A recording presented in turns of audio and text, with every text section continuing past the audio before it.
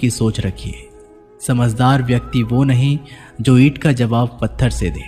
समझदार व्यक्ति वो है जो फेंकी हुई ईंट से अपना आशियाना बना ले। जब आप ऊंचाइयों की सीढ़ी चढ़ रहे हो तो पीछे छोटे लोगों से बहुत अच्छा व्यवहार करें, क्योंकि उतरते समय भी वे सभी रास्ते में आपको फिर मिलेंगे। बदल जाती है हर चीज़ इस संसार में, बस थोड़ा इंतज़ार करो।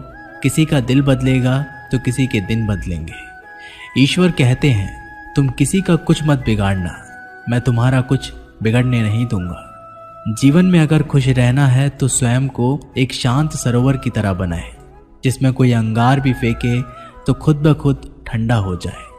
मुलाकात ज़रूरी है, अगर रिश्ता बचाना है लगातार भूल जाने से दो।